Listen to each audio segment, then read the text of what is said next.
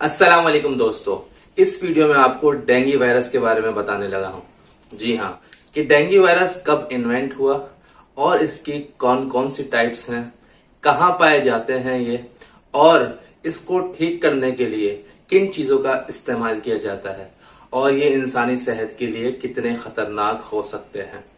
सबसे पहले बात करते हैं इसकी इन्वेंशन की, कि डेंगू वायरस सबसे पहले कब डायग्नोस किया गया।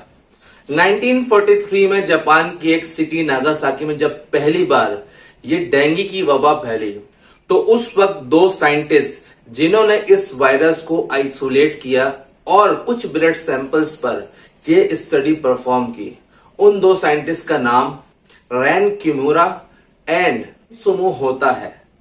इसको आइसोलेट करने के पूरे एक साल बाद तीन मजीद साइंटिस्ट ने इसको और आइसोलेट किया। उनका नाम एल्बर्ट, साबिन एंड वॉल्टर था। ये डेंगू वायरस जिस क्लास से ताल्लुक रखते हैं उसका नाम एडीज मॉस्किटोज है। इनकी ब्रीड अमूमन स्टेगनेंट वाटर में होती है।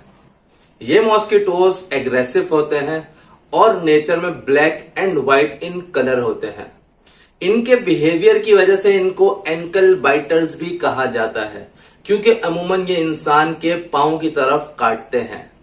ये हमारे घरों पे जो आम मच्छर पाए जाते हैं ब्राउन इन कलर के, उनकी तरह नहीं, बल्कि उनसे कुछ हटकर होते हैं, जिनकी जिस्म पर ब्लैक एंड व्हाइट स्पॉट्स होते हैं, जिससे आप आसानी से मालूम कर सकते हैं कि ये डेंगू का मच्छर है या नहीं।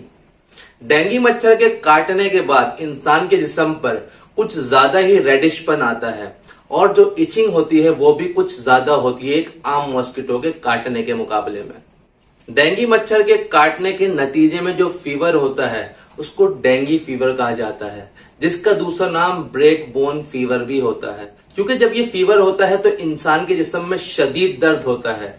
ऐसा मालूम होता है जैसे कि उसका जिस्म टूट रहा हो और उसके ज्वाइंट्स में पेन हो रहा हो, इसलिए इस फीवर को ब्रेक बोन फीवर भी कहा जाता है।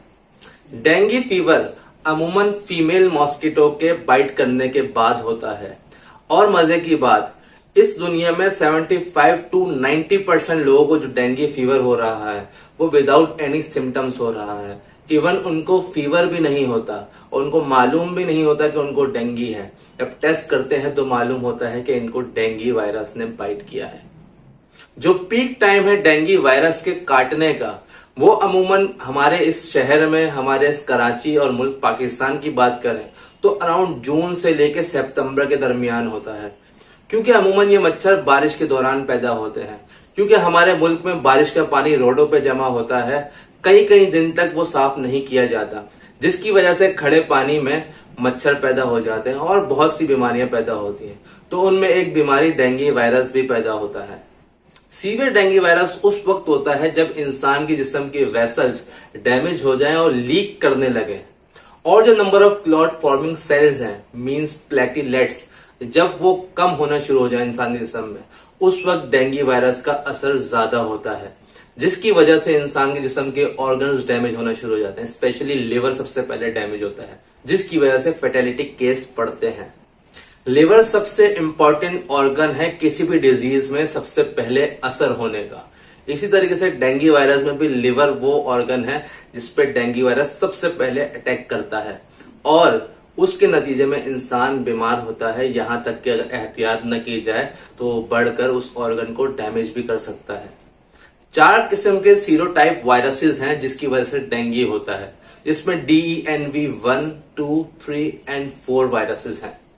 इन चारों वायरसेस के काटने के नतीजे में डेंगू वायरस होता है, और इनकी टाइप्स के हिसाब से उसके अंदर सिम्टम्स डेवलप्ड होती हैं और रिस्क फैक्टर बढ़ता या कम होता है। इसीलिए कहा जाता है कि डेंगू वायरस किसी एक शख्स को पूरी जिंदगी में तकरीबन 4 बार हो सकता है। डेंगू वायरस में अमूमन इंसान को डिहाइड्रेशन होती है, इसीलिए कहा जाता है कि डेंगू वायरस में ज्यादा से ज्यादा कोकोनट वाटर का इस्तेमाल किया जाए, क्योंकि वो full of electrolytes and vital nutrients होता है। बहुत से केसेस में डेंगू वायरस के अंदर जिंजर वाटर का इस्तेमाल भी करने को कहा जाता है, क्योंकि अक्सर डेंगू वायरस के दौरान इंसान को नोजिया फील होता है, वोमिटिंग फील होती है, तो ये जो जिंजर वाटर होता है ये नोजिया को खत्म करता है। पपाया के बारे में कहा जाता है कि इसके अंदर बहुत ज्यादा विटामिन्स जिंक, फोलेट और फाइबर पाए जाते हैं। इसीलिए डेंगू वायरस में आपने सुना होगा कि पपाया का जूस इस्तेमाल करने का कहा जाता है, क्योंकि इससे जो आपके प्लेटलेट्स होते हैं बहुत जल्दी बिल्डअप होते हैं, जिससे आपको अपनी तबीयत में एक वाज़ेह फर्क महसूस होता है। इसलिए कहा जाता है कि पपाया का जूस यूज किया जाए डेंगू वायरस में। इसी तरीके से कीवी फ्रूट्स का भी इस्तेमाल कहा जाता है इस वायरस के दौरान, क्योंकि उसके अंदर विटामिन सी, ई, के एंड जिंक बहुत ज्यादा मिकदार में पाया जाता है। कहा जाता है कि डेंगू वायरस के दौरान इंसान ठंडे पानी से बिल्कुल ना नहाए। अगर बहुत जरूरत है नहाने की तो उसको चाहिए कि वार्म वाटर यूज करे। सबसे अच्छी बात जो डेंगू वायरस के बारे में रिसर्च बताती है वो ये है कि डेंगू वायरस से जो फेटेलिटी केसेस हैं वो सिर्फ 0.8 से 2.5% के दरमियान है। ये वो लोग हैं जिन्होंने ट्रीटमेंट नहीं लिया कोई। अगर डेंगू वायरस का ट्रीटमेंट मुकम्मल लिया जाए तो ये रेशो 1% से बिलो चला जाता है। वीडियो इन्फॉर्मेटिव लगी हो तो इसको लाइक, कमेंट एंड शेयर करना मत भूलिए और मजीद इन्फॉर्मेटिव वीडियोस देखने के लिए मेरे चैनल को सब्सक्राइब कीजिए।